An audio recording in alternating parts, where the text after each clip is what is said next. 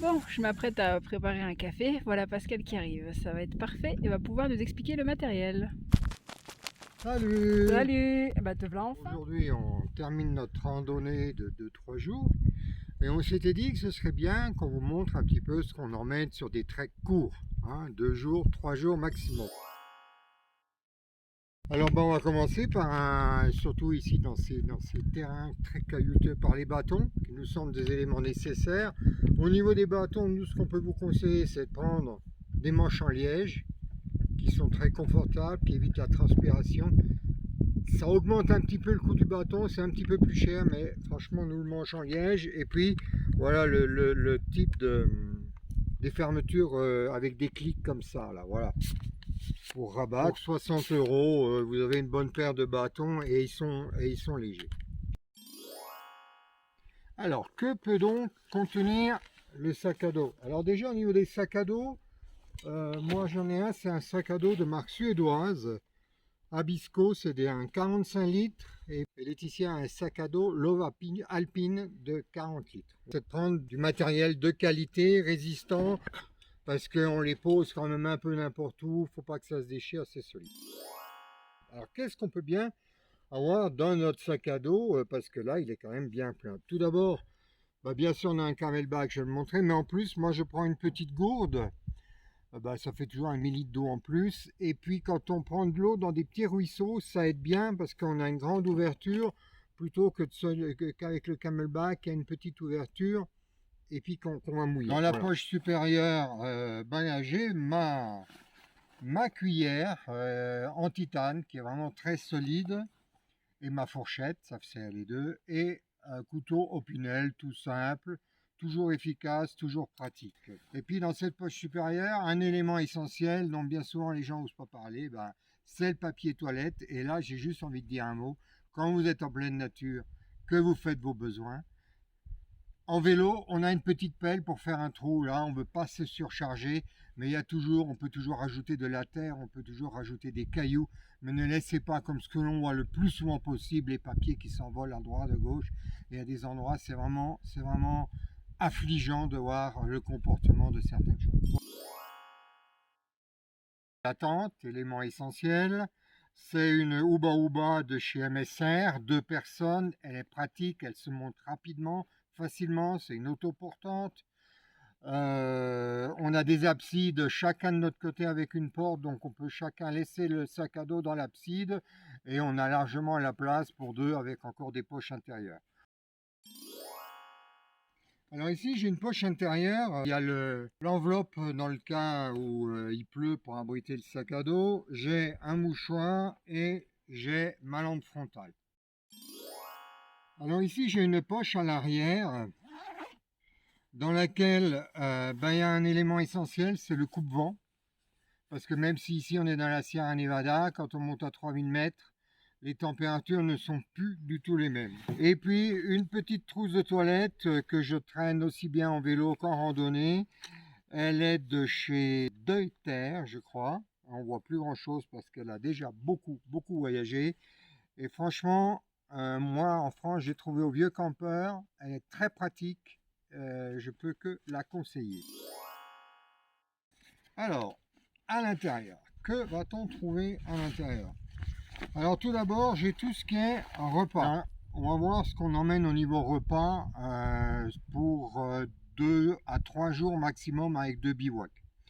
Donc ici en Espagne, on trouve de la pâte de coin et ça apporte vraiment du sucre et c'est bien. Nous, on utilise ça pour notre petit déjeuner ou dans la journée quand on se ressent des besoins. On a, alors ça c'est selon nos goûts, mais on vous montre ce que nous on emmène. Notre saucisson, alors celui-là, là, comme on rentre de bivouac, ça fait 2 jours qu'on était parti, il est déjà bien entamé. Et puis, nous, le fromage, le fromage, on ne peut pas s'en passer, celui-là aussi est déjà bien entamé. Alors après, toujours au niveau nourriture. En Espagne, on trouve dans les supermarchés Dia des pâtes lyophilisées. Ça se cuit en 8 minutes. Et nous, on en a déjà mangé quelques fois, on peut vous dire que c'est bon et c'est pas lourd. C'est ça aussi l'intérêt. 145 grammes et ça vous fait pour 2 personnes le repas du soir. Alors là, on en avait 2 paquets. On emmène toujours avec nous une soupe. parce que une soupe, non seulement ça réchauffe, encore que parfois ça fait du bien, mais en plus ça nourrit. Et là aussi, c'est pas lourd, il y en a pour 72 grammes. Et puis moi j'ai encore le café soluble pour le matin. Alors on n'emmène pas la boîte, on le met dans un sac plastique, on calcule en gros ce qu'il nous faut pour nos petits déjeuners, et puis de temps en temps dans la journée on aime bien se faire un petit café. Donc voilà, on met ça dans un sac plastique. Voilà moi ce que j'ai. Alors on va continuer sur ce qui est nourriture, et ça c'est Laetitia qui le porte. Alors la popote, très pratique.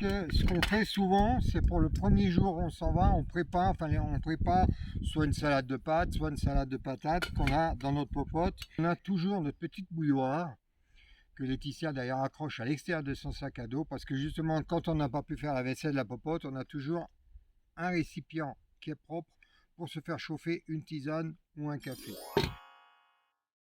Donc nous avons notre réchaud Primus Déporté Gravity. On vous conseille le déporter parce que ça évite la hauteur, donc ça vous met plus à l'abri du vent. Les Primus sont bien faits, vous avez le pare-vent avec, il y a aussi un socle pour mettre par terre si vous faites vous allumez votre réchaud dans un endroit un petit peu voilà. Et puis vous avez la pochette qui va avec, elle a ses tisanes, elle a aussi des petits paquets de gâteaux, elle a bien entendu le pain. Alors ça, on revient de bivouac, donc il n'y en a plus beaucoup. Il faut vous dire que quand on part, le sachet est plein. Elle transporte les quarts, voilà, un petit quart très pratique. L'avantage de ce quart, c'est qu'il garde bien chaud les tisanes et le café. Et puis on a aussi voilà, un assortiment de fruits secs, des raisins secs, des dattes, des amandes, des noix de cajou. J'ai les petits gâteaux en cas d'une petite faim, d'un petit besoin de sucre, et puis c'est aussi ce qu'on prend pour notre petit déjeuner. Donc voilà comment on se répartit notre chargement alimentaire. Alors je reviens sur des petits treks de 2-3 jours. J'ai mes chaussures de randonnée, j'ai un maillot, un t-shirt léger, plutôt de style trail, et j'ai un short. Voilà.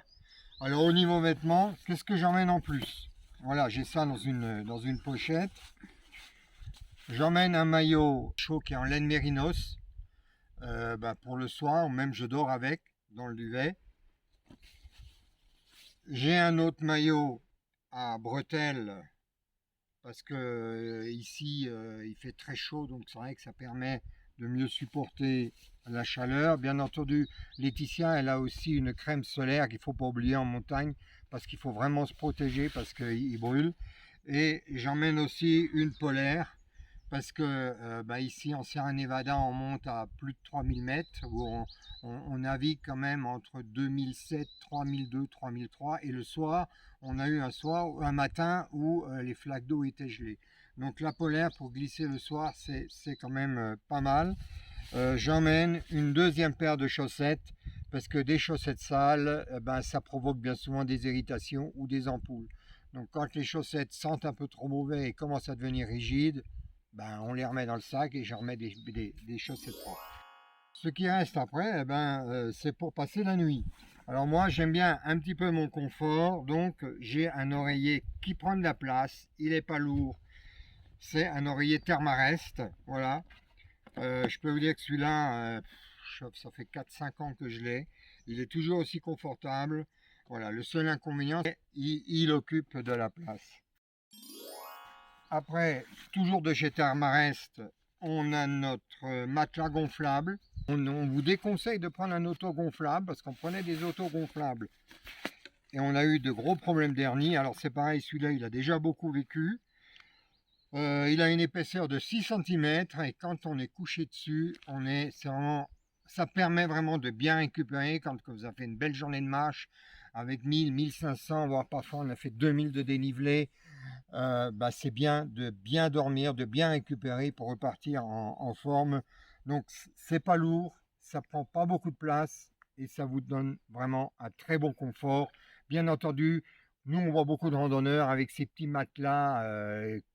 Je crois que dans l'ordre de prix, c'est entre 15 et 20 euros. Là, on n'est plus sur le même ordre de prix, on est autour de 100 euros. Mais pour nous, le confort, ça n'a pas de prix. Ensuite, le sac de soie. Le sac de soie, c'est pareil, ça prend très peu de place. Et je peux vous dire qu'ici, il nous a été utile quand on a fait des bivouacs à plus de 3000 mètres. Et on est quand même dans la Sierra Nevada, où dans la journée, on arrive à des températures en haute montagne. On arrive quand même à des températures de 25 degrés. Alors, si vous êtes dans d'autres montagnes, vous voyez un peu, les températures ne sont pas les mêmes. Donc là, le sac de soie, ça ne prend pas de place, c'est pas lourd. C'est quand même un élément important pour, pareil, passer une nuit confortable. Enfin, tout au fond de mon sac, j'ai le duvet. Alors ça c'est pareil, c'est un duvet millet qui a déjà beaucoup vécu, c'est à 0 degré. Avec le sac de soie, on peut tranquillement dormir sous la tente et avoir une gelée. Et enfin, j'ai toujours une serviette. Parce que nous on aime bien, on n'a pas peur de l'eau froide. Et vous rencontrez un lac, vous rencontrez un torrent de montagne, ça fait drôlement du bien de se baigner, ça revigore, ça régénère, et ça permet de s'essuyer une fois que vous sortez de l'eau. Le dernier élément très important qu'est le camelbag. Alors moi j'ai un camelbag, je ne sais pas de quelle marque c'est. Il est très pratique parce que déjà au niveau de la cannelle, ça se déboîte comme ça. Et au niveau de la fermeture, c'est une fermeture vraiment sécurisée, on n'a pas de fuite. Voilà, c'est vraiment, si je peux vous donner un conseil, 2 litres. Tout ça, ça nous fait un sac à dos de 12 à 13 kilos. Ce qui est, quand on a un bon sac à dos avec une bonne armature, c'est pas, on le sent pas le sac, c'est facilement, pour moi, en randonnée, tant qu'on ne dépasse pas les 15 kilos, c'est bon. C'est vrai qu'après 15 kilos, ça commence à peser, ça rend la randonnée, enfin pour moi, hein, et pour Laetitia aussi, on trouve que ça rend la randonnée moins agréable. Voilà, on avait envie de vous présenter tout ça, on espère que ça peut servir à un certain nombre d'entre vous. Si vous avez des questions, n'hésitez pas à les mettre en dessous de la vidéo. Et puis on vous souhaite de belles balades, de belles randonnées, comme nous on est en train de faire, de découvrir cette Sierra Nevada. Si vous avez l'occasion de venir en Espagne, en Andalousie, venez randonner parce que vous pouvez monter à plus de 3000 mètres. Bon, il y a des sentiers vertigineux, il faut déjà avoir le bon pied, il faut quand même être un bon randonneur, mais on se fait vraiment plaisir, on en est à plus de 300 km et on n'a pas terminé. Voilà. Et au final, on aura fait plus de 500 km sur les sentiers de la Sierra Nevada. Vous pouvez trouver plus d'informations sur notre blog, nosrêvesdebohème.com, et en attendant, vous pouvez précommander le nouveau livre Lever de soleil sur la vie sur le lien dans la description. Allez, à bientôt, ciao!